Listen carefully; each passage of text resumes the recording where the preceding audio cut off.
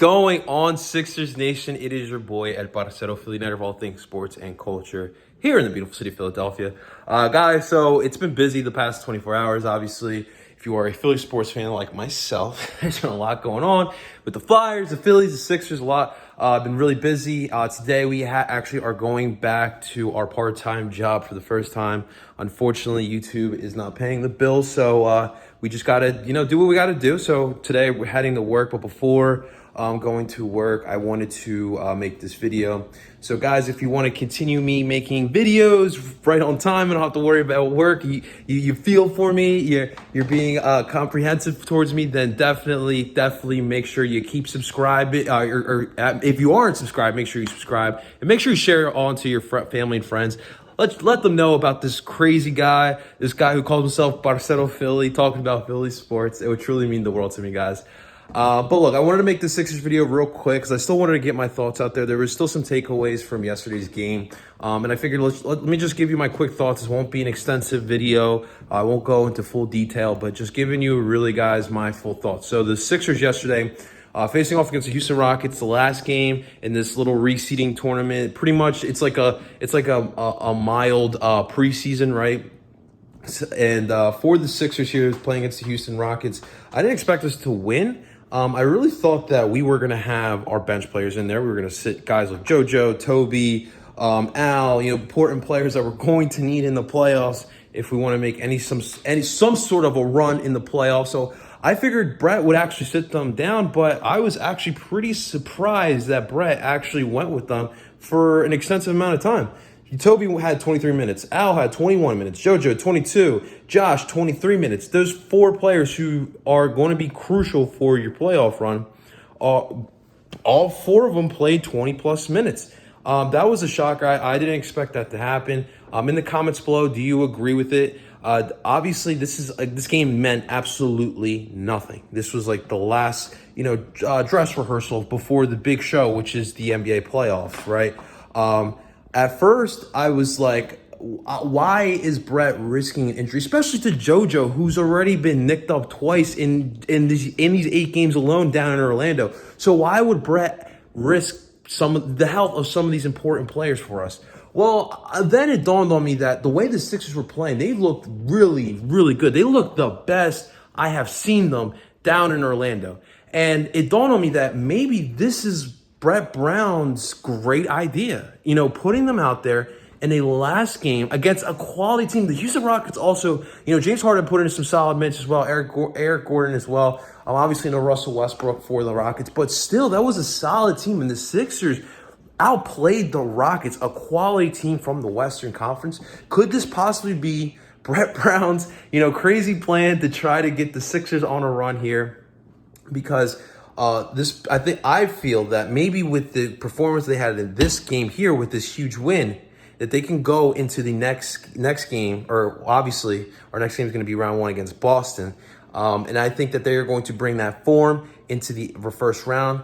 And Brett Brown might be up to something crazy. But Tobias Harris led all scorers for the Sixers with 18 points. Every single Sixer on this roster played and got a point. That is a great stat to point out there as well. But I'm looking at it right now. There's Mike Scott had over 10 points. Furkan Korkmaz had over 10 points. Alec Burks had over 10 points. Shake Milton, JoJo, Al Horford. We just talked about Toby. Howell Nadeau with 3 straight quality games, showing Brett Brown and making his point that, hey, Brett, I can get some minutes too. I can help this rotation as well. So the questions of the lineup are up in the air. It just makes Brett Brown's job a little harder, but I think it's going to really come down to matchups within the playoffs.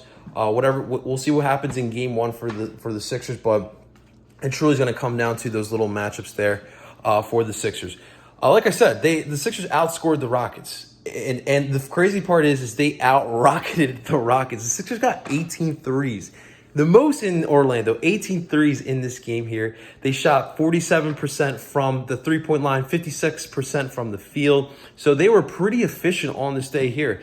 And like I said, I was not prepared for that performance. This, throughout Orlando, like the Sixers, it just seems like a big lollygag, and it's kind of tough to, get fully on board with the Sixers with the performances that they have been giving us. So it's really good to see that, the last game they put up these numbers here against the Houston Rockets. So final score again, 134-96. The Philadelphia 76ers end these 8 games, 4-4, 500 record. But it's not about that. It's about the playoffs here now, guys. And it's time to put up or shut up here, guys. And unfortunately, guys, for Brett Brown, he's on the hot seat. I know a lot of you guys want him out of here, but as a processor myself, seeing what Brett Brown what he had on day one to what happened in the middle of the process to what we have now, like, it's crazy to see the changes that the Sixers have gone through, and Brett Brown has been through it all. Like, I talked about this yesterday with my girlfriend's brother. Like, in my young 26 years of life, there's been 2 coaches in Philadelphia who I have seen coach the most. That is obviously Andy Reid. He coached he coached the Eagles all throughout my childhood, gave me some great memories and some memories that still to this day make me tear up a little bit. And then there's Brett Brown. Brett Brown has been here since 2013, and he's given me some great memories. He's taken the Sixers team from the absolute joke that they were to a respectable team in the NBA. And so now going into this playoff first round, we got the Boston Celtics. Now, if you're a Sixers fan, I don't need to tell you what this means. I don't care that's in Orlando. This is the Boston freaking Celtics, dude. Like, if the Sixers don't show up for this, then Brett is absolutely going to be gone before he even gets on the plane back to Philly from Orlando. So this is going to be a tough series. Obviously, Boston is in solid form right now. They have 4 good lethal ISO scorers. They can score at will. Obviously, it starts with Jason Tatum. And it's funny, I was listening to 94.1 yesterday, WIP, and talking about the whole, how Markelle Fultz looked pretty solid in Orlando, and how, we could use him. Yes, I know we could use him right now here in Philly and down in Orlando. He would be a solid piece off of our bench, but it is what it is. And unfortunately, though, the guy that, so we left the 3rd pick for the 1st pick, and the 3rd pick in that draft became Jason Tatum, who he could possibly eliminate us from the playoffs. So it starts with Jason Tatum, in my opinion, for the scoring for Boston. And then you got Jaylen Brown, who's really, really every season he's genuinely taken a step above his game. He's a lethal scorer as well. Gordon, we got cups dropping here. I thought someone broke in. Gordon Hayward, he's bounced back this season. I really think he has had a nice little bounce back. His game has improved, and it's obviously that injury was absolutely disgusting 2 years ago, but I think he's found a new way to score, and he still is a good solid piece for the Boston Celtics. Kemba Walker is down there as well in Boston.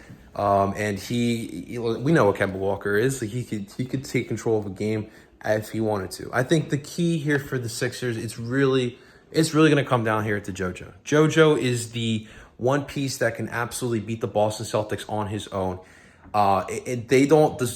Although Boston have 4 lethal scorers, they don't have anything that can contain JoJo. And we saw in the Houston game where JoJo absolutely destroyed at times, I guess when he wanted to, JoJo was destroying that small ball lineup for Houston. And I think you just got to use the same formula here against Boston. It's going to be a tough series. If the Sixers are going to win this, it's not going to be a 5-game win, a 5-game series. It's not going to be a 4-game series. It might not even be a 6-game. This is going to be a 7-game series if the Sixers are truly serious about moving on into these playoffs. But guys, in the comments below, this is all I got for you today. Like I said, these are just, my little thoughts. But in the comments, let's talk about it some more. Let me know your thoughts about the Sixers in this last game. How frustrated are you that in the last game that means absolutely nothing, the Sixers absolutely showed up? Let me know in the comments. So let me know how you're feeling about the Sixers going into this playoff series with the Boston Celtics. Let's talk about it below. Let's talk Sixers. Thank you guys so much for watching. Even though this wasn't the usual, but I appreciate it. It means the world to me. But please do not forget to hit the like button, subscribe to the channel, hit the bell button for notifications, as well as sharing this video and the channel to continue the growth your favorite parcero. Until next time, guys, I'm your boy, Parcero Philly, telling you guys, trust the process. Da, da, na, na, na.